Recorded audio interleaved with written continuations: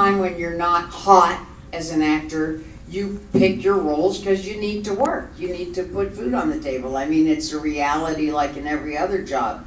Very, very few people have the luxury of sitting and going, ooh, I don't like any of these 10 scripts. Let's look at that one over there. Oh, that could be okay. I'll meet on that for 6 months and then decide. That's sort of a myth. There's maybe 10 actors in the world that have ever been able to do that.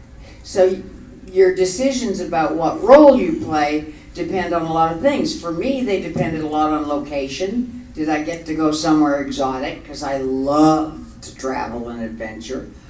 They depended on the character. I didn't want to play any masochistic non-feminists, really. They depended on your paycheck and how broke you were. That's just the reality. Most actors can't make a living at it. So if you can make a living at it, you're really blessed and really lucky. And I'm filled with gratitude that I've got to do it now since I was 15 years old, 65. Oh my God, that's 50 years. I've been acting for 50 years. Oh wow. Oh. Anyway, wow. So, you know, at different times in your life, you're grateful for what you're given and what you need.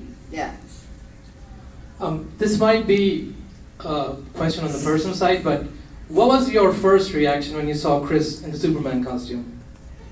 Well, when I first saw him in the costume was a screen test, and he was skinny as a stick. And I thought,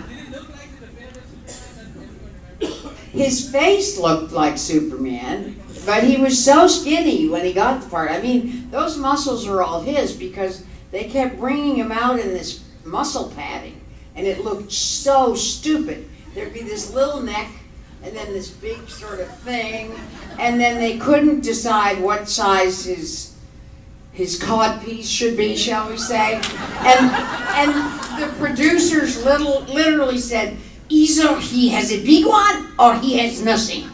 And so Chris went through for like a month and a half as we were starting to make it. They'd have him coming out of his dressing room. Some of them were like Uzi machine guns. You know, it was just, and I go, clang, clang, you know, they were like a rock.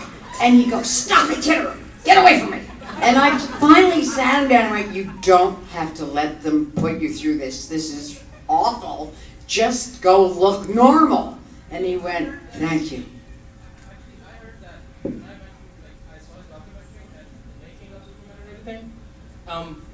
I actually saw that he went through a pretty gruesome, I wouldn't call it gruesome, but pretty intensive workout regime. Oh boy, did he ever. He ever. put on 25 pounds or 30 pounds? Oh, I think at least, because every muscle was his. And I think the guy who trained him was the Darth Vader in the Star Wars movie. The dog trainer? The Darth Vader in the Star Wars movies. I don't. David Prowse? Okay. Yeah. I don't know, but I know he worked really, really, really hard. He was really focused. And so his face became more chiseled, everything about him became bigger, and his heart grew with his body. It was really interesting. A lot of people get well known and become jerks, and he got well known and he got the confidence boost that he needed to become more of who he really was, which was he was a good guy. You know, he was a really good guy. So it was good it was amazing to watch him just grow right in front of you. Yeah. What's your favorite color?